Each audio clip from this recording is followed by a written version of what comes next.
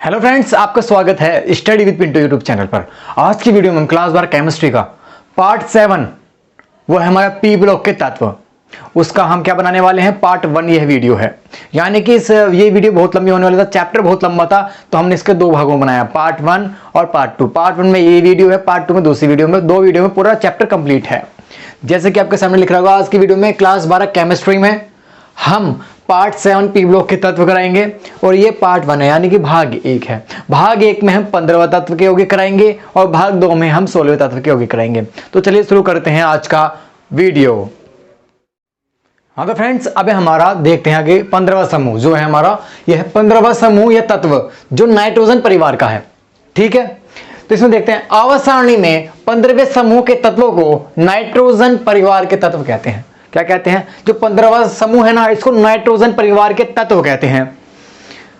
इन समूह में कुल 5 तत्व हैं। कितने तत्व हैं? 5 तत्व हैं। जैसे कि पहला है नाइट्रोजन, इसको N से प्रदर्शित करते हैं। फॉस्फोरस को P से प्रदर्शित करते हैं। आर्सेनिक हो गया, इसको AS से प्रदर्शित करते हैं। और ये एंटिमनी हो गया, इसको SB से प्रदर्शित करती हैं। और बिस्मथ हो गया, इसको BI से प्रदर्शित करते हैं। 5 हैं, 5 तत्वों का वर्णन पढ़ेंगे। तत्वों को रखा गया है, ठीक है। इस समूह के तत्वों को निकोजन कहते हैं। क्या कहते हैं? निकोजन। आपके पेपर में आ सकता है कि निकोजन किसे कहते हैं, तो हम कह देंगे 15वें समूह को निकोजन कहते हैं। समझ में आया? ये देखिएगा कहते हैं। और इन तत्वों के यौगिक को निकोटाइड कहते हैं। क्या कहते हैं? निकोटाइड कहते हैं इनके यौगिक को। समझ में आया? तो पहले इसमें हमें एक चीज पता लगी कि 15वें समूह में क्या परिणाम है? नाइट्रोजन। तो चलिए नाइट्रोजन के बारे में आगे पढ़ते हैं। इसको मिटा देता हूं मैं और आगे बढ़ते हैं। हाँ तो फ्रेंड्स, अब देखते हैं आगे, देखते हैं क्या है इसमें। नाइट्रोजन के कुछ मुख्य यौगिक, इनको पढ़ते हैं। तो हम लेते हैं पहले नाइट्रिक अम्ल HNO3। हम इसे बनाते कैसे हैं? नाइट्रिक अम्ल को सोरे का अम्ल भी कहते हैं, इसको हम सोरे का अम्ल भी कह देते हैं। नाइट्रिक अम्ल का निर्माण निम्न विधि द्वारा किया जाता है। इसको बनाने के ना, इसको कैसे बनाते हैं? कई सारी विधियां हैं, तो हम इसमें से पहले वाली विधि पढ़ते हैं, ओसवाल विधि। आगे भी और भी पढ़ेंगे। तो यह विधि नाइट्रिक अम्ल के निर्माण की औद्योगिक विधि है। इस विधि में निम्नलिखित पद प्रयुक्त होते हैं। अब इसको कैसे बनाते हैं पूरा प्रोसेस देखते हैं, पूरा डायग्राम देखते हैं किस तरह से प्रयोगशाला में इसको बनाया जाता है। ये मैं आपको बताऊं मोस्ट इंपोर्टेंट है, मोस्ट इंपोर्टेंट है। बोर्ड एग्जाम में आती है, ओसवाल विधि भी आ जाती है कई बार, तो ये आती रहती है। दोनों ही मोस्ट इंपोर्टेंट है, ठीक है। ओसवाल विधि से कह देगा कि नाइट्रिक अम्ल कैसे बनाते बता कर दिखाइएगा, तो आप बना सकते हैं, ठीक है। तो चलिए हम इसको मिटाते हैं और आपको बनाकर दिखाते हैं नाइट्रिक अम्ल कैसे बनाते हैं। आप घर पे बनाइएगा मजे से नाइट्रिक अम्ल। हाँ तो फ्रेंड्स, हम देखते हैं नाइट्रिक अम्ल का ओसवाल विधि से कैसे हम नाइट्रिक अम्ल बनाते हैं, पूरा प्रोसेस देखते हैं। पहले हम डायग्राम देख लेते हैं किस तरह से होता है। हमारे पास क्या होता है? उत्प्रेरक कक्ष होता है एक, दूसरा ऑक्सीकरण कक्ष और तीसरा अवशोषण कक्ष, ठीक है। इन तीनों की सहायता से हम HNO3 बनाते हैं। धीरे रखिएगा, भी समझाते हैं, धीरे धीरे आपको समझाते हैं। जो उत्प्रेरक कक्ष होता है ना, इसमें क्या होता है? एक जाली लगी होती है, PT की जाली लगी होती है, प्लेटिनम की जाली लगी होती है, और इसका ताप 800 डिग्री टेम्परेचर होता है, 800 डिग्री।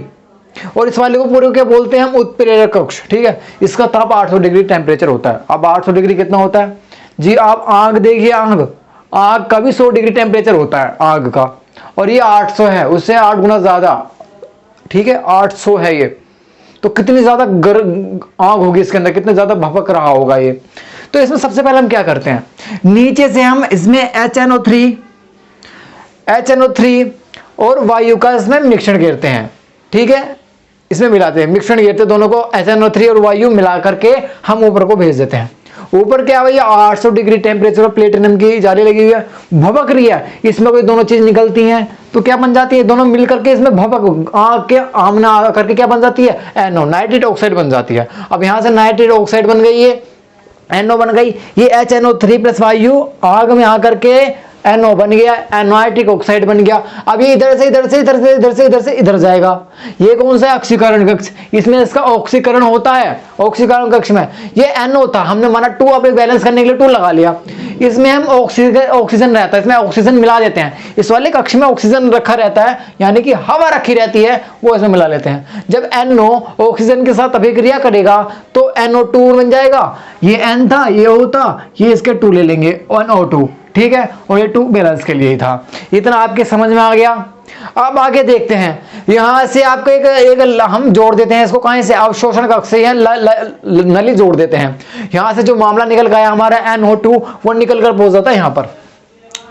और यहां पर पहुंचने के बाद में इसमें बताते हैं, इसमें यहाँ क्वार्ट्ज के टुकड़े रखे होते हैं, ऊपर से H2O यानी कि पानी, वर्षा होती है, पानी ऊपर से डालते हैं और ये पानी के साथ अभिक्रिया, NO2 यहाँ पर पानी के साथ अभिक्रिया करके NOH NO3 बना लेता है। यहाँ से HNO3 बाहर निकल जाता है, ये कटोरे में रख लेंगे, हमें प्राप्त हो चुका है HNO3, ठीक है। और ऊपर से यहाँ पे व्यर्थ गैस, जो बेकार सी गैसें होंगी ना, वो ऊपर से वहां से निकल जाएगी। ये आपके पूरा क्लियर हो चुका है, बस ये समझ चुके हैं। तो यही था ये पूरा कि हम अमोनिया कैसे बनाते हैं, नाइट्रिक अम्ल कैसे बनाते हैं इसका, ठीक है। तो अब हमने कैसे कैसे बनाया, वही थ्योरी वगैरह अब हम लिखते हैं, एक एक पॉइंट लिख के समझाते हैं कैसे कैसा। अगर ये आपको समझ में आ गया आप खुद भी लिख सकते हैं, वहां याद करने की जरूरत नहीं है, मेन चित्र है, चित्र देखो और लिखते चले जाओ। तो चलिए इसकी थ्योरी लिखवा देते हैं ताकि आप नोट्स बना सकें। तो चलिए लिखते हैं सब यहाँ पर। हाँ तो फ्रेंड्स अब देखते हैं इसके बारे में थ्योरी किस प्रकार की। तो पहले हेडिंग बना लेंगे हम, उत्प्रेरक कक्ष क्या होता है, ये वाला, इस वाले की बात करेंगे पहले। तो उत्प्रेरक कक्ष इसकी हेडिंग बनाएंगे, फिर बाद में इसकी हेडिंग बनाएंगे, इसको समझेंगे, फिर इसके बाद में इसमें समझना है। तो इसके पहले इसको समझते हैं, ये क्या है, उत्प्रेरक कक्ष, उत्प्रेरक कक्ष, हेडिंग बना ली इसकी। अब इसके बारे में जो हमने समझा था, इसमें इस कक्ष में अमोनिया और वायु का मिश्रण भेजते हैं। जी बिल्कुल, जो हमने बताया आपको कि यहाँ पर HNO3 अमोनिया प्लस वायु का मिश्रण हमने इसमें भेज दिया है। इस कक्ष में पीटी की जाली लगी होती है, बिल्कुल पीटी की जाली लगी हुई, हमने बता लिख भी रखा, पीटी की जाली लगी होती है। जाली का ताप 800 डिग्री सेंटीग्रेड होता है। जी बिल्कुल, ये देखा 800 डिग्री सेंटीग्रेड होता है। रटने वाली कुछ बात नहीं, समझो और लिखते चले जाओ। और ये मैं बताऊं, ये मोस्ट इंपोर्टेंट है, ये आपके बोर्ड एग्जाम में जरूर आएगी। जब मैं बोर्ड एग्जाम दे रहा था ना, तो मेरे बोर्ड एग्जाम में भी यही थी। एक खास बात ये, जब हमारे स्कूल में प्रैक्टिकल होते हैं ना, तो प्रैक्टिकल में मैडम ने मुझे इस चित्र में बताया था, इस चित्र के बारे में समझाओ कैसे कैसे हम अमोनिया बनाते हैं। मैडम के सामने चित्र था, तो मैडम ने कहा बताओ मुझे कैसे बनाते हैं। तो मैंने मैम को बताया था कि ऐसा ऐसा बनाते हैं। तो मैम इम्प्रेस हुई थी और जब उन्होंने मुझे अच्छे नंबर रखे थे। तो ये मोस्ट इंपोर्टेंट है, तो आप इसको बिल्कुल अच्छी तरह से करके जाना, ठीक है। तो इसमें क्या होता है, 800 डिग्री सेंटीग्रेड ताप होता है। अमोनिया और वायु का मिश्रण, जो अमोनिया और वायु का मिश्रण ना हम प्लेटिनम की उपस्थिति में, इसमें प्लेटिनम की उपस्थिति में 800 डिग्री पर क्रिया करके नाइट्रेट ऑक्साइड बनाती है। बिल्कुल देखिएगा, इसके साथ मिलकर के हमें गुजरेगी, झाली में निकलेगी, गर्म है जाली, इसमें को निकल के जाएगा क्या, हमारा HNO3 वाला वायु क्या बन जाएगा, वो नाइट्रेट ऑक्साइड बन जाएगा, यानी कि NO बन जाएगा। यहां से अब ये NO यहां से यहां जा गया इस पाइप के माध्यम से, और ये पहुंच गए यहाँ पर ऑक्सीकारक कक्ष है। अब दूसरी हेडिंग बनाते हैं हम ऑक्सीकारक कक्ष, कि अब वो NO बन गया हमारे यहाँ, NO के साथ में क्या होता है। चलिए ऑक्सीकारक कक्ष लिख लेते हैं। हाँ तो फ्रेंड्स अब दूसरे लेते हैं हम, यहाँ से NO कहाँ पहुंचा है, ऑक्सीकरण कक्ष में। अब ऑक्सीकरण कक्ष हमने हेडिंग बना ली दूसरे वाली, ऑक्सीकरण कक्ष। इसमें क्या होता है, उत्प्रेरक कक्ष में प्राप्त ऑक्सीकरण कक्ष में भेज देते हैं। जो यहाँ से प्राप्त हुआ है ना NO, उसको कहाँ भेज देंगे, उत्प्रेरक कक्ष में भेज देंगे, इस वाले में भेज देंगे। इस कक्ष में NO का NO2 में ऑक्सीकरण हो जाता है, NO का NO2 में ऑक्सीकरण हो जाता है, क्योंकि इसमें वायु रखिया मिल जाती है। कैसे होता है, 2NO2, ये वाला 2NO2 क्या बन गया, 2NO2, बात खत्म। ये ऑक्सीकरण कक्ष भी हमने हेडिंग में आकर समझा दिया। अब तीसरा अंतिम ये वाला पढ़ते हैं, अवशोषण कक्ष, ठीक है। अवशोषण कक्ष क्या होता है, इसकी हम हेडिंग बनाते हैं। हाँ तो फ्रेंड्स हम देखते हैं तीसरे वाला जो है हमारा अवशोषण कक्ष। तो उसकी हेडिंग बना लेंगे हम अवशोषण कक्ष। इसमें क्या होता है, ऑक्सीकारक कक्ष से प्राप्त गैस या अवशोषण कक्ष में भेज देते हैं। बिल्कुल हमने देखिएगा, यहाँ से जो हमें मामला मिला निकल कर आया NO2, उससे हम कहाँ भेज देंगे, अवशोषण कक्ष में। इससे यहाँ लाइन वो लगी होती है, पाइप लगा होता है, उससे हमने यहाँ अवशोषण कक्ष में भेज दिया है। इस कक्ष में क्वार्ट्ज के टुकड़े रखे होते हैं, ये रखे गोल गोल क्वार्ट्ज के टुकड़े। अच्छा, ये क्वार्ट्ज के टुकड़े क्यों रखते हैं, कभी सोचा, ये इन चीजों को साफ करने के लिए, धोने के लिए, समझ में आया कि जो केमिकल बनाया है अशुद्ध है, वो गंदा है, उसको धोने के लिए क्वार्ट्ज के टुकड़े रखे जाते हैं, ठीक है। और ऊपर से जल की वर्षा होती रहती है, ऊपर से जल डालते रहते हैं, छिड़कते रहते हैं कि वर्षा सी हो रही है, ऊपर जाता रहता है। अब ऊपर से जल गिरेगा, यहाँ पर धुल घुल के, इसमें घुल घुल करके साफ हो जाएगी, इसमें पानी मिल जाएगा, ठीक है। NO2 जल में घुलकर नाइट्रिक अम्ल बनाता है। जो ये था ना NO2 जल में मिल करके HNO3 बनाता है, नाइट्रिक अम्ल बनाता है। और व्यर्थ गैस कक्ष के ऊपरी भाग से निकल जाती है। जो बेकार गैस होते हैं गंदगी, वो सब कहाँ से निकल जाती है, व्यर्थ गैस ऊपर से, यहाँ से रास्ता होता निकलने का, तो निकल लो भाई यहाँ से, समझ में आया? तो ये थी ओस्वाल्ड विधि, नाइट्रिक अम्ल बनाने की ओस्वाल्ड विधि। तो मैंने क्या कहा था, नाइट्रिक अम्ल बनाने की हमारे पास 3 विधियां हम पढ़नी होंगी। पहली विधि हम अब एक कर चुके हैं, ये थी ओस्वाल्ड विधि। जब हम पूरी, ये कौन सी विधि है, ये ओस्वाल्ड विधि। अब हम ये मोस्ट इंपोर्टेंट, ये आती है पेपर में, 2 और विधि हम उसे भी कराएंगे, लेकिन आप इसको अच्छी तरीके से करना। तो दूसरी वाली पढ़ते हैं हम, दूसरी वाली आर्क विधि वाली, दूसरी आर्क विधि है। हाँ तो फ्रेंड्स, नाइट्रिक अम्ल बनाने की अब दूसरी विधि देखते हैं, वो है वाली बर्फ लैंड वे आर्क विधि। कभी कभी ये विधि भी पूछ ली जाती है, लेकिन जो पहले वाली विधि थी ओस्वाल्ड विधि, वो तो हर बार पूछी जाती है। इसको भी हम करते भी मजेदार है बहुत। इसका चित्र आप देखिएगा, थोड़ा आपको लंबा लग रहा होगा, यहाँ से लेकर यहाँ तक का कुछ नहीं है, सिंपल सा है बनाना भी। पहले ये वाला बनाया, ये खूब बनाया, ठोक दिया, ये बन गया। चलिए अब दिखाते हैं इसको कैसे करते हैं। इसका नाम क्या है, बर्फ लैंड वे आइड की विधि, इसका ये नाम है। तो इसमें क्या करते हैं, इसमें पहले आर्क भट्टी होती है, एक इसमें संधारित्र होता है, और फिर होती है भाई इसमें बॉयलर होता है, फिर ऑक्सीकरण कक्ष होता है, और शोषण कक्ष होता है। शोषण कक्ष, ठीक है, ये सब इसके अंदर होते हैं। अब बारी बारी सबको पढ़ते हैं। तो पहले हम इसको देखते हैं क्या होता है इसके अंदर में। ये ना एक भट्टी होती है, इसका ताप कितना होता है, 3500 डिग्री सेंटीग्रेड होता है। और जो पहले वाली विधि पड़ी थी उसमें कितना था, उसमें तो 800 डिग्री था, पीटी की जाली लगी हुई थी ना, 800 डिग्री था। ये भट्टी है, इसके अंदर 3500 डिग्री कितना ज्यादा होता है आप समझिएगा। इसके अंदर क्या करते हैं हम, N2 प्लस वायु का हम क्या मिश्रण भेजते हैं, N2 और वायु इसमें भेज देते हैं। और जब 3500 डिग्री पर इतनी तेज गर्म होने के बाद, बहुत ज्यादा गर्म होने के बाद, ये कहाँ को निकलती है, यहाँ से इस पाइप जोड़ देते हैं और संधारित्र में निकलते हैं। अब संधारित्र में क्या होता है, जो 3500 डिग्री सेंटीग्रेड में निकल गया ना, इनका ताप 3500 हो गया, बहुत ज्यादा भभक गई है ये N2 बहुत ज्यादा भभक गया। तो क्या करेंगे ना, यहाँ पर ये ठंडा किया जाता है, संधारित्र एक प्रकार का कूलर समझिएगा, इसको ठंडित किया जाता है। इसमें यहाँ पर आया, ठंडा हो गया, कितना हो जाता है फिर इसका ताप, यहाँ पर इसका ताप हो जाएगा 500 डिग्री सेंटीग्रेड। यहाँ था 3500, यहाँ पर 3500 डिग्री सेंटीग्रेड था, यहाँ पर इसमें ठंडा कर दिया इसने कर दिया 500 डिग्री सेंटीग्रेड, लेकिन अब भी बहुत ज्यादा है। अब क्या करेंगे, अब हम यहाँ पर से इसे जो मिश्रण है उसको इधर ले जाएंगे बॉयलर में। बॉयलर में इसको जल रखा रहता है, ठंडा पानी रखा रहता है, और ये सर्पिलाकार होती है, ऐसा ऐसा कर घूम घूम करके ये लाइन जाता है नली, पाइप अंदर जाकर घूम घूम कर होता है, और यहाँ पर इसका ताप हो जाता है 50 डिग्री सेंटीग्रेड। अब आप सोच रहे होंगे तो इसे सर्पिलाकार क्यों बनाया, ऐसे घूम घूम के क्यों बनाया, अब बताते हैं। यहाँ पर 500 डिग्री था, उसका ताप कम करना था। अगर हम सीधे पानी में ले जाते तो 50 डिग्री नहीं हो पाता, तो हमने क्या काम किया, सर्पिलाकार बनाई, ताकि इसमें कोई गरम गरम आया ना, ऊपर नीचे होकर ठंडा हो जाए। एग्जाम्पल के तौर पर, जब आपके घर में चाय है, चाय आपको ठंडी करके पीनी है, कहीं जल्दी जल्दी जाना कि अब चाय गर्म बना ली, ठंडी कैसे करें ऐसे, या दूध है ठंडा कैसे करें, तो आप एक खाली गिलास लेते हैं, दूसरा गिलास लेते हैं, उसे वैसे पलटते हैं और ऐसे पलटते हैं, ऐसे पलटते हैं, तो ठंडा हो जाता है। अगर आप उसको ऐसे ही रख दें कि जल्दी ठंडा हो जाएगा, नहीं बहुत देर में ठंडा होगा, लेकिन आप ऐसे पलटेंगे बार बार पलटेंगे, तो क्या होगा, वह ठंडा होता है। उसका ही लॉजिक इन्होंने यहाँ लगाया है, इसको सर्पिलाकार बनाया है, ताकि इसमें जब पदार्थ जाए तो इसमें को ऐसा ठंडा पानी भरा हुआ है, ऊपर से नीचे जाने से ऐसे होगा ये, तो क्या जल्दी ठंडा हो जाएगा। अब 50 डिग्री हो गया, 50 डिग्री तो बहुत कम है, 100 डिग्री तो होता है आग, 50 डिग्री इतनी तो मैं सब्जी भी होती है। अब इतना ठंडा हो गया, अब क्या काम करते हैं, अब नॉर्मल इतना ठंडा, इतना तो गर्म चलता है। अब ये NO जो निकल के आया, नाइट्रिक ऑक्साइड, इसमें हम ऑक्सीजन मिला देंगे, ये ऑक्सीकरण कक्ष है, वही वाला पहले वाला जो ओस्वाल्ड विधि में कराया था ना, ये दोनों विधि हैं, ऑक्सीकरण कक्ष, शोषण कक्ष, ठीक है। ऑक्सीकरण कक्ष में पढ़ा चुका हूं, क्या होता है, NO में ऑक्सीजन मिल जाएगी, O2 मिल जाएगा, तो क्या मिल जाएगा, 2NO2 मिल जाएगा, ठीक है। और इस 2NO को, ये NO को, अब NO को यहाँ पर क्या, NO2 को इसमें कहाँ मिला देंगे, NO2 को हम कहाँ ले जाते हैं, शोधन कक्ष में ले जाते हैं, शोषण कक्ष में, उसको धोते हैं।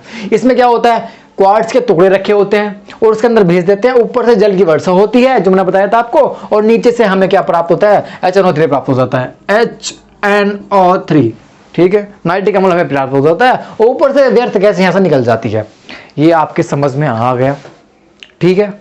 अब इसके बारे में हम लिखेंगे, आप देखिएगा पूरा जो व्हाइट बोर्ड था इस चित्र नहीं ढक दिया, मैं कहाँ लिखूं, तो मैं पूरा मिटा रहा हूं, आप समझ चुके हैं इस चीज को। अब जो हमने समझाया उसको हम लिख लेते हैं, सिंपल सा जो मैंने समझाया आपको, ठीक है। तो इसको मैं रफ कर रहा हूं और इसको मैं लिख कर दिखा रहा हूं कि किस तरह आपको लिखना है। हाँ तो फ्रेंड्स, मैंने सब चीज मिटा दी है और मैं आपको चित्र आप समझ चुके हैं पूरा। अब मैं ये समझा रहा हूँ, हेडिंग बना ली उसी चीज की, पहली आर्क विधि थी, दूसरी संधारित्र था। इस विधि में एक और भट्टी होती है, जो भट्टी होती है जिसका ताप कितना होता है 3500 डिग्री सेंटीग्रेड होता है। इस भट्टी में N2 तथा O2 गैस 3500 डिग्री सेंटीग्रेड पर क्रिया करके नाइट्रिक ऑक्साइड बनाती है। N2 ऑक्साइड 3500 डिग्री सेंटीग्रेड पर अभिक्रिया करके क्या बनाती है, NO बनाती है, नाइट्रिक ऑक्साइड बनाती है। ये क्लियर है, जैसे मैंने भट्टी में आपको समझाया था। अब दूसरी हेडिंग आ जाती है, हमारी आती है संगृत, यहाँ पर ठंडा करते हैं उसे 3500 को 500 पे ले आते हैं, सॉरी 500 पे ले आते हैं, हाँ 3500 को 500 पर डिग्री सेंटीग्रेड पर ले आते हैं। तो अब संगीत में क्या होता है, ये 3500 डिग्री सेंटीग्रेड पर ताप पर गर्म होकर के माल आया हमारा, तो माल को हमने संगीत में डाल दिया, यहाँ पर ठंडा कर देगा। आग भट्टी से प्राप्त गैस मिश्रण को संगीत में भेज देते हैं, यहाँ पर इसका ताप 500 डिग्री हो जाता है। कितना हो जाएगा, 500 डिग्री हो जाएगा, कम हो जाएगा। अब इसको यहाँ से बॉयलर में भेज देते हैं, तो अब अगली हेडिंग में आते हैं बॉयलर, इसको मिटा देता हूँ मैं दोबारा। हाँ तो फ्रेंड्स, अब तीसरी हेडिंग थी हमारी जो बॉयलर, उसको पढ़ते हैं यहाँ पर। बॉयलर संद्रित से प्राप्त गैस से मिश्रण को बॉयलर में भेज देते हैं। बॉयलर में सर्पिलाकार नली होती है ना, तो घूम घूम करके तथा ठंडा पानी भरा होता है। इसमें क्या होता है, जब गैस मिश्रण जाता है ना, ऐसा कर करके जाता है, ठंडा होता रहता है, जिससे इसका ताप 50 डिग्री हो जाता है। 500 से 50 हो गए यहाँ पर देखिएगा। अब बढ़ते हैं ऑक्सीकरण कक्ष, इसमें ऑक्सीकरण होगा। बॉयलर से प्राप्त गैस मिश्रण को ऑक्सीकरण कक्ष में भेज देते हैं। इस कक्ष में NO का NO2 में ऑक्सीकरण होता है, NO का NO2 में ऑक्सीकरण होता है, यानी 2NO + O2 बन के बनता है, 2NO2 बन जाता है।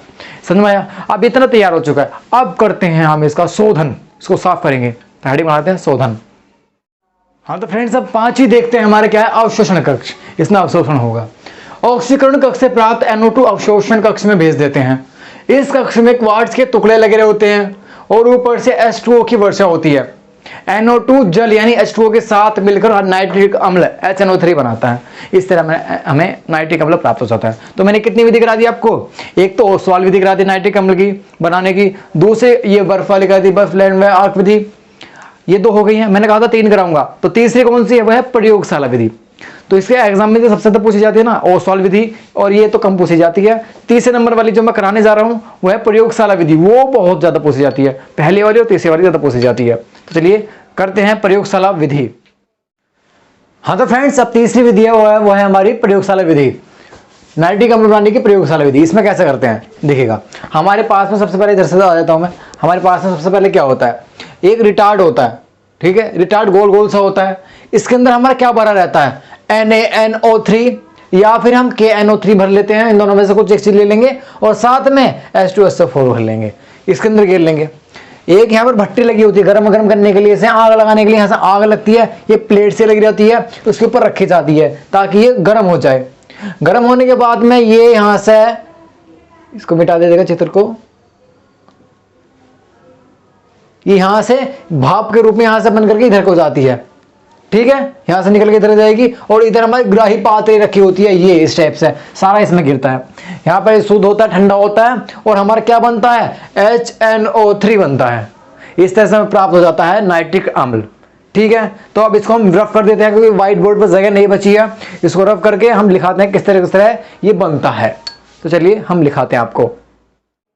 हाँ तो फ्रेंड्स, मैंने लिख लिया वो वाली विधि।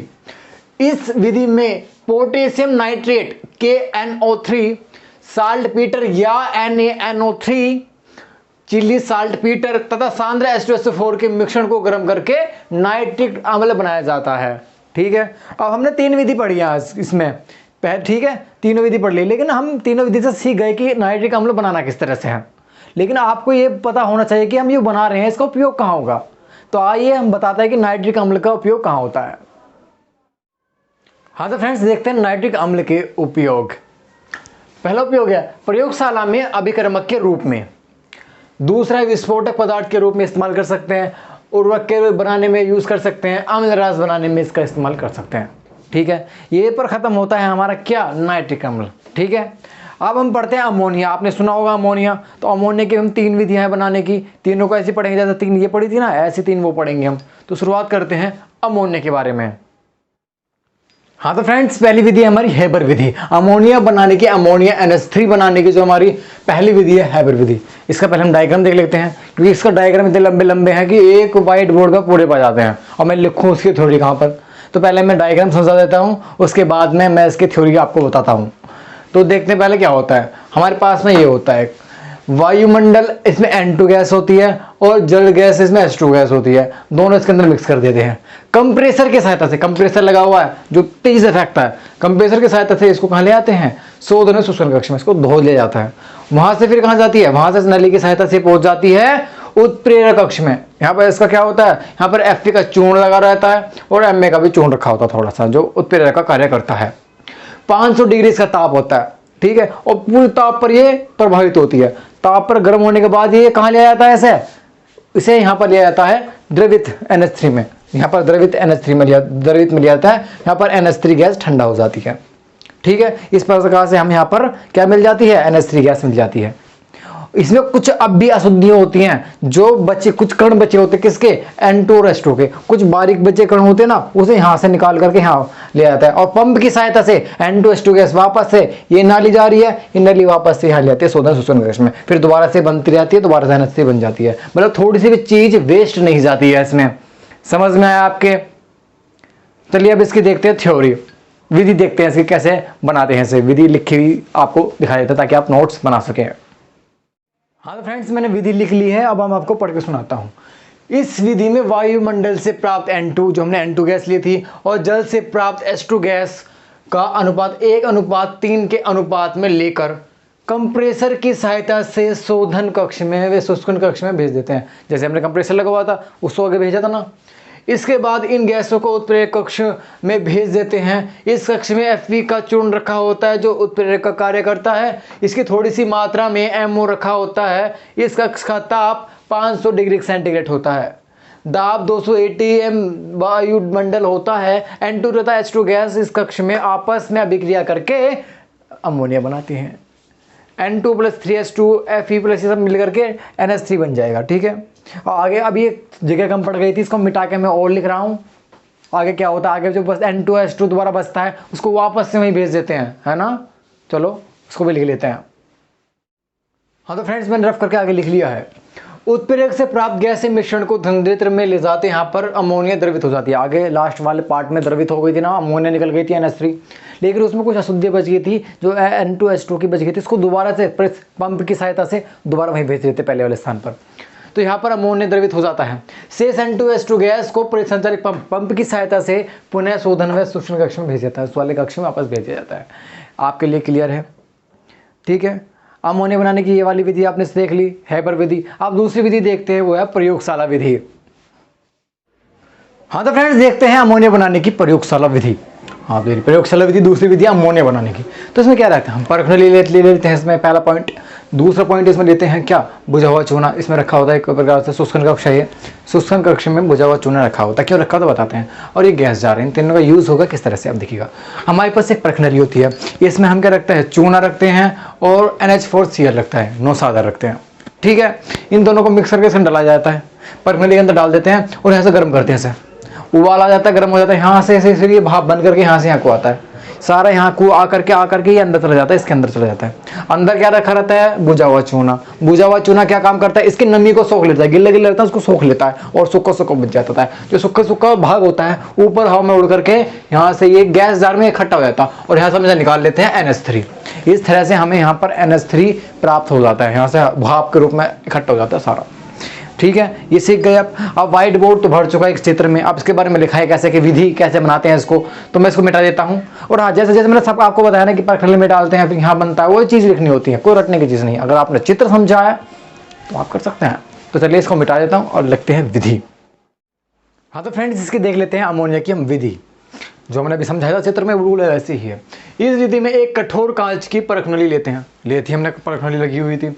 परखनली में बुझा हुआ चूना और नौसादर का मिश्रण लेते हैं, बुझा चूना और नौसादर ले लेते हैं। इस मिश्रण को धीरे धीरे गर्म करते हैं। ऐसा करने पर प्राप्त अमोनिया को बिन बुझे चूने को में से प्रवाहित करने पर बुझा चूना उसमें से अमोनिया से उपस्थित नमी को निकाल लेता है और वो सब माल कहाँ बच जाता है, हमारा अवशोषित कर लेता है और अमोनिया गैस जार में इकट्ठा हो जाता है। ऊपर गैस जार था ना इधर, उसमें इकट्ठा हो जाता है। तो ये थी हमारी क्या, अमोनिया हमने पढ़ा दी है। आगे हम फॉस्फीन भी पढ़ाने वाले हैं। उससे पहले हम अमोनिया के हम आपको उपयोग लिखाते हैं। पूछ लेता है 2 नंबर में किसके उपयोग कहाँ होते हैं, तो बता देना आप किसके उपयोग कहाँ पर होते हैं। हाँ तो फ्रेंड्स, अब देखते हैं कि अमोनिया का इस्तेमाल हम कहाँ कर सकते हैं। अमोनिया के उपयोग तो अमोनिया का उपयोग देख लेते हैं। पहला है प्रयोगशाला में अभिकर्मक के रूप में, हम इसका अभिकर्मक के रूप में इस्तेमाल कर सकते हैं। विस्फोटक पदार्थ बनाने में कर सकते हैं, यानी कि कोई बम बनाने में कर सकते हैं।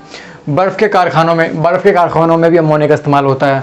आंसू गैस के रूप में भी, जो पुलिस वाले देखते हैं जब बहुत सारे भीड़ इकट्ठा हो जाती है ना, भगाने के लिए आंसू गैस को गोले फेंकते हैं, तो अभी किससे बनते हैं? अमोनिया से ही बनते हैं।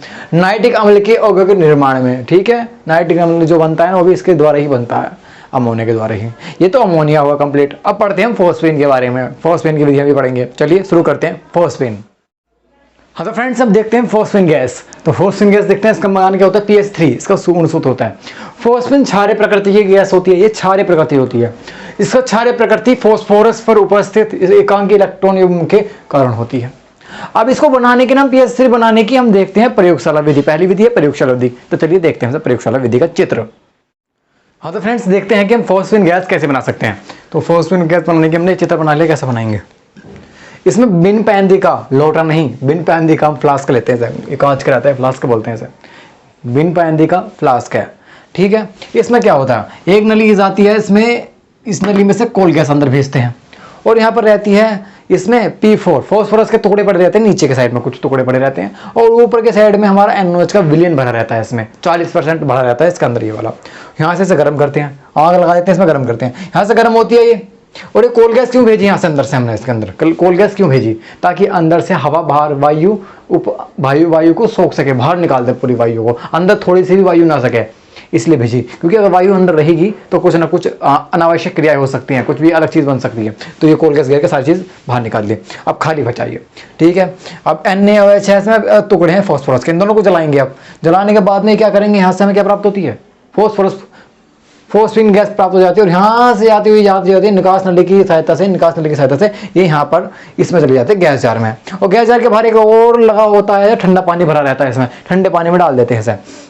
तो क्या होता है, ठंडे पानी में से अशुद्धि दूर हो जाती है और हमें शुद्ध PH3 गैस प्राप्त हो जाती है, ठीक है। यानी कि हमें क्या, फॉस्फेन गैस प्राप्त हो जाती है। समझ में आया आपको? अब इसकी हम विधि लिखते हैं, कैसे हमने इसको बनाया है, किस किस तरह से इसे यूज करते हैं। चलिए हाँ तो फ्रेंड्स देखते हैं इसकी विधि। अब विधि देखते हैं, हमने मिटा दिया और लिख दिया यहाँ पर विधि। इस विधि में गोल पैंदी का एक फ्लास्क लेते हैं, इसमें सफेद फास्फोरस के टुकड़े रखे थे हमने, और 40% सांद्रता वाला NOH का भर देते हैं, विलयन भर देते हैं। फ्लास्क में कौन गैस प्रवाहित करते हैं, कौन गैस प्रवाहित करी थी, इसके अंदर की वायु को बाहर निकाल देते हैं, ठीक है। कौन गैस क्यों प्रभावित करते हैं? ताकि इसके अंदर की वायु बाहर निकल सके, जिससे अनावश्यक क्रियाएं ना हो सके। फ्लास्क को धीरे धीरे गर्म करते हैं, जिससे कि फॉस्फेन गैस प्राप्त हो जाती है। इस निकाय नली की सहायता से ठंडे पानी में रखकर गैस जार में इकट्ठा कर लेते हैं। ठंडा पानी फॉस्फेन की अशुद्धि को दूर कर देता है। इस प्रकार से हमें मिल जाती है क्या, पूरी विधि से फॉस्फेन गैस। तो आप इसका स्क्रीनशॉट ले लीजिएगा, नोट्स बना रहे होंगे, दिख रहा हूं नहीं होगा तो आप इसको नोट्स को स्क्रीनशॉट ले लीजिएगा, ठीक है। अब हम इसके कराते हैं फॉस्फेन के गुण पकड़ाते हैं कि गुण क्या है इनके। हाँ तो फ्रेंड्स देखते हैं फॉस्फेन बनाने के भौतिक गुण, इसके गुण क्या हैं। तो पहले है हमारा फॉस्फेन जल में अल्प विलय होती है, ठीक है, बहुत कम विलय होती है। इसकी गंध सड़ी गली मछली जैसी होती है, इसकी जो स्मेल होती है ना ऐसी होती है जैसे मछली सड़ गई हो। यह जहरीली होती है, बहुत ज्यादा जहरीली होती है फॉस्फेन गैस। यह वायु में भारी होती है, यह वायु से भी भारी होती है, हवा से भी भारी होती है गैस। इसकी प्रकृति क्षारीय होती है, अब बढ़ते हैं हम आगे करते, ये तो हो गया पूरा। अब हम पढ़ते हैं नाइट्रिक अम्ल, जो कि आवर्त सारणी में नाइट्रिक अम्ल की हम विवेचना करते हैं। तो चलिए करते हैं विवेचना। हाँ तो फ्रेंड्स अब हम पढ़ते हैं आगे आवर्त सारणी के लिए। आवर्त सारणी में नाइट्रोजन परिवार के स्थान की विवेचना करते हैं। आवर्त सारणी में 15वें समूह के तत्वों को नाइट्रोजन परिवार के तत्व कहते हैं। इस समूह में कुल 5 तत्व होते हैं, जो है N, P है, AS है, SB है, BI है, रखे होते हैं। इन तत्वों को निकोजन कहते हैं, इनके यौगिक को निकोटाइड कहते हैं। इन सभी तत्वों के संयोजी कोष में 5 इलेक्ट्रॉन होता है, इसलिए इनका सामान्य इलेक्ट्रॉन विन्यास NP3 होता है। अब ना हम इसको डीपली पढ़ेंगे क्या क्या होता है। इस वर्ग के तत्वों की विशेषता निम्नलिखित है। जो इनकी विशेषता होती है ना, हेडिंग बना के सारी चीज पढ़ते हैं कि ऊपर जाने पर इनका बढ़ता है, नीचे जाने पर घटता है, पूरी चीज हम पढ़ते हैं उसका हेडिंग बना के। तो इसको रफ कर देता हूं मैं, चलिए बढ़ते हैं अब आगे। हाँ तो फ्रेंड्स, इसकी पहली हेडिंग देखते हैं, वो हमारी इलेक्ट्रॉनिक विन्यास। इलेक्ट्रॉनिक विन्यास पहली हेडिंग, इसमें क्या, इस वर्ग के तत्वों का सामान्य इलेक्ट्रॉनिक विन्यास हमने पढ़ाया था अभी NH2NP3 होता है। जैसे कि हम N का निकालना है, N का कितना होता है परमाणु भार 7, N7 होता है ना, तो N कैसे निकालेंगे 1s⁴ into 2s⁴ and 2p⁴। उसी प्रकार से p का 15 होता है, कैसे निकाल देंगे 1s⁴, 2s⁴, 2p⁴, 3s⁴ और 3p⁴। उसी प्रकार से as का 33 का हम निकाल देंगे। इसी प्रकार से निकल जाएगा पूरा ये भी। अब हम आगे आते हैं, परमाणु में आयनिक त्रिज्या क्या होती है इसकी। परमाणु त्रिज्या वर्ग में ऊपर से नीचे आने पर क्रमशः बढ़ती है। ऊपर से जब नीचे आएगी वो बढ़ती जाएगी। आयन विभव या ऊर्जा, अब थर्ड हेडिंग है आयन विभव या ऊर्जा। आयन विभव वर्ग में ऊपर से नीचे आने पर क्रमशः घटता है। ये ऊपर से नीचे आएगा, ये ऊर्जा ही घटेगा, क्योंकि परमाणु त्रिज्या बढ़ती है। क्योंकि परमाणु त्रिज्या बढ़ेगी तो ये घटेगा ही ना। ये तीसरा। आप बढ़ते हैं इलेक्ट्रॉनिक बंधुता, चौथी हेडिंग लेते हैं इसकी अब। हाँ तो फ्रेंड्स, देखते हैं फोर्थ हेडिंग जो है हमारी इलेक्ट्रॉनिक बंधुता। इलेक्ट्रॉनिक बंधुता आयन विभव वर्ग में ऊपर से नीचे आने पर क्रमशः घटता है, क्योंकि त्रिज्या बढ़ती है। मैंने पढ़ाया था आपको पीछे। अतिरिक्त इलेक्ट्रॉन जोड़ने में कम ऊर्जा उत्सर्जित होती है। ठीक है, कम ऊर्जा खर्च होगी इलेक्ट्रॉन ज़्यादा जोड़ने में। विद्युत ऋणात्मकता वर्ग में ऊपर से नीचे आने पर त्रिज्या बढ़ती है तथा विभव घटता है। अतः नीचे वाला परमाणु इलेक्ट्रॉनों को अपनी ओर बहुत कम आकर्षित करता है। ठीक है, ये आपको मैंने 5 हेडिंग करा दिया। इसकी 6th हेडिंग है इनकी लास्ट की। ठीक है, उससे वो कराते हैं 6th वाली।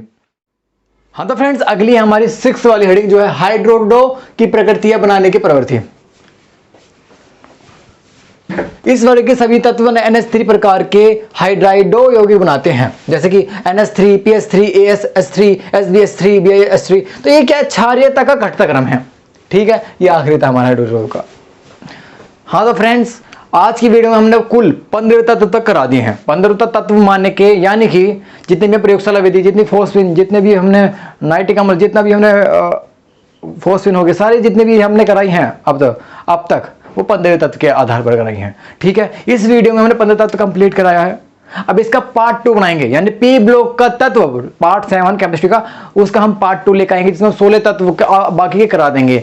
ये बहुत लंबा वीडियो बन जाता है, कोई चैप्टर ना, ये बहुत बड़ा चैप्टर है, तो इसलिए इसको हमने आधा इसमें बनाया है और आधा अगले चैप्टर में, अगले पार्ट में बनाएंगे इसको। ठीक है, तो अगला पार्ट आपको जल्दी मिल जाएगा, या फिर उसका लिंक डिस्क्रिप्शन में दे देंगे तो बना लेंगे, तो आप देख लीजिएगा।